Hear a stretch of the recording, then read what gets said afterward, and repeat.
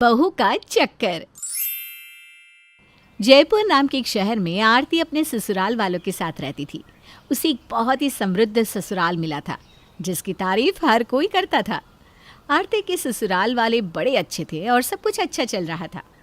फिर एक दिन जब आरती की सास अंजना बाजार से अपने घर लौट रही होती है तो इत्तेफाक से उसे रास्ते में अपनी पुरानी सहेली इंदु मिलती है। क्या अंजना, अपने बेटी की शादी कर दी और मुझे बुलाया भी नहीं? मैंने तस्वीरें देखी। मानना पड़ेगा अंजना, अपने स्टेटस के हिसाब से तूने शादी की है। जितना सबने सोचा था उससे भी ज़्यादा अच्छी शादी करवाई है तूने अपने बेटे की। सभी बोल रहे थे क्या खातिरदारी, क्या सजावट, देखते बनता था।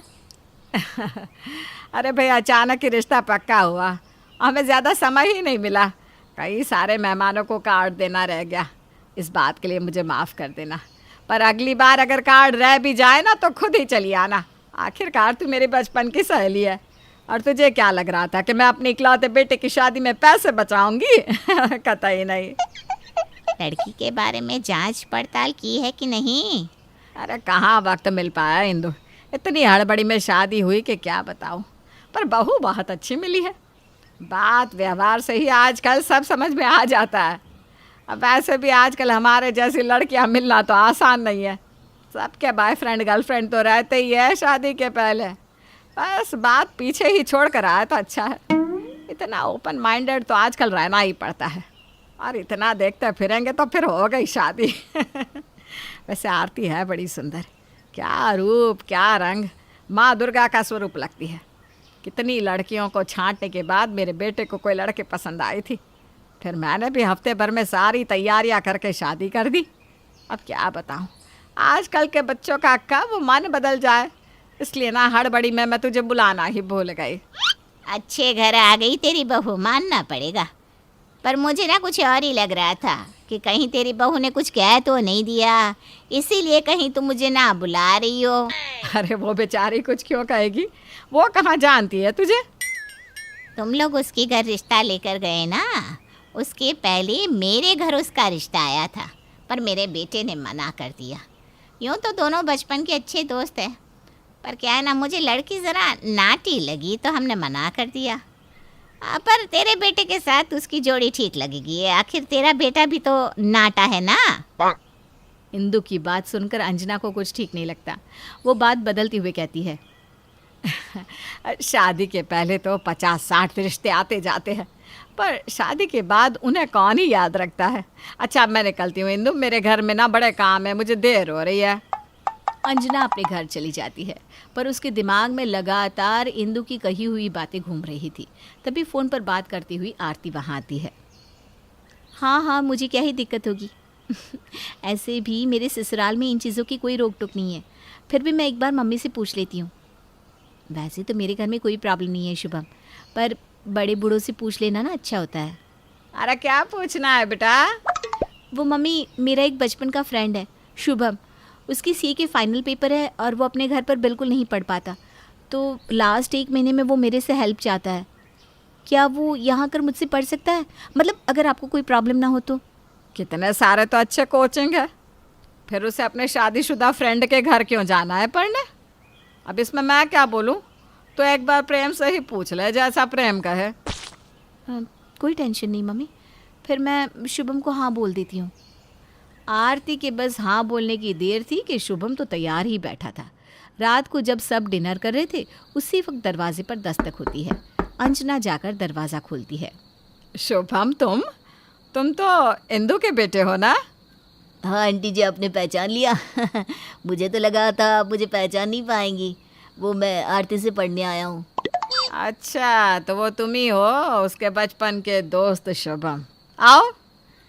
जिस इंदु की कही बातें अंजना को खटक रही थी, उसी के बेटे को अपने दरवाजे के बाहर खड़ा देखकर अंजना के चेहरे का रंग ही फीका पड़ जाता है। इतनी रात को कौन आया मम्मी? मेरा फ्रेंड है शुभम, मैंने तुम्हें बताया तो था। शुभम अंदर आओ, शर्माओ मत। चलो हमारे साथ खाना खाने बैठ जाओ। मैं जानती हूँ टेंशन में तुम्हारे गले से एक निवाला भी नहीं उतर रहा होगा। अब निश्चिंत होकर खाओ और सारी टेंशन मुझ पर छोड़ दो। तुम्हारा कोर्स तो मैं कंप्लीट करवा ही दूंगी। सभी खाना खा रहे होते हैं। आरती और शुभम बातें करते हैं ऐसे मानो कितने जन्मों से दोनों एक दूसरे से मिले ही ना हो, जिसे देखकर एक बार के लिए प्रेम को ज़रा अजीब लगता है। अपनी बहू के साथ इंदु के बेटे की बातचीत को देखकर अंजना अपने बेटे से कहती है, पढ़ाई तो हमने भी की थी, पर यह कौन सी पढ़ाई है जो रात में ही होती है? इस लड़के को दिमाग नहीं है क्या? रात के 10 बजे कौन किसके घर आता है? हाँ, वो तो मुझे भी थोड़ा अजीब लग रहा है मम्मी, बट आरती स्मार्ट है, वो हैंडल कर लेगी। सभी अपने अपने कमरे में सोने चले जाते हैं और घर के हॉल में ही आरती शुभम को पढ़ाती है। 12 बजे शुभम वापस अपने घर लौट जाता है। अगली सुबह आरती हड़बड़ी में सारे काम कर रही थी। क्या बात है आरती, तुम इतनी हड़बड़ी में क्यों? वो शुभम मुझसे पढ़ने आने वाला है ना, उसे भी तो टाइम देना होगा, इसलिए मैंने सोचा सब कुछ पहले ही कंप्लीट कर लेती हूँ। तो वो आकर थोड़ा इंतज़ार कर लेगा। उससे पैसे लेकर नहीं पढ़ा रही हो। खुद को इतना स्ट्रेस देने की कोई ज़रूरत नहीं है। ऐसा भी कोई घनिष्ठ मित्र नहीं है वो तुम्हारा, क्योंकि तुम्हारे इस बचपन के दोस्त के बारे में मुझे तो कल ही पता चला।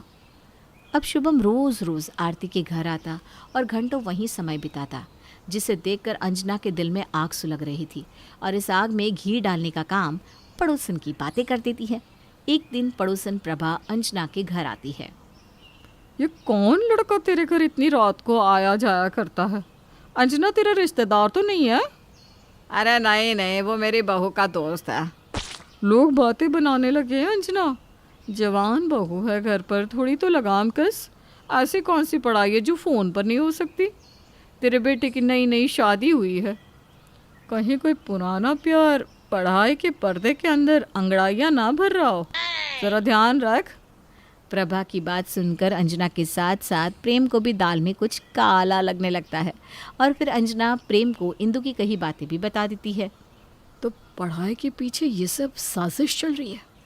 आरती को अगर शुभम पसंद था तो उसी से शादी करती, और नहीं हुई शादी तो कमारी रह जाती। मुझे हाँ करने की क्या ज़रूरत थी उसे? अब क्या बताए बेटा, हमने तो कोई जांच पड़ताल भी नहीं की। अब मुझे भी कुछ सही नहीं लग रहा। आसपास वाले बातें बनाने लगे हैं, थोड़ा नज़र रखने की ज़रूरत है। देखे तो दोनों क्या बातें करते हैं। कल को कुछ हुआ तो जैसी इंदु है वो तो अपना पल्ला झाड़ लेगी और बदनामी होगी हमारी। माँ, इन दोनों को अकेले में समय देते हैं, सब सच खुद ब खुद सामने आ जाएगा। कल मैं तुम्हें मंदिर ले जाने के बहाने बाहर ले आऊँगा, फिर जब शुभम आएगा तो हम छिप कर देखते हैं कि इन दोनों के बीच आखिर है क्या। प्लान के मुताबिक प्रेम और अंजना शुभम के आने के वक्त ही घर से बाहर निकल जाते हैं और पीछे से शुभम जैसे ही घर पर आता है, दोनों माँ बेटे खिड़की में कान लगाए आरती और शुभम की बातें सुनने बैठ जाते हैं।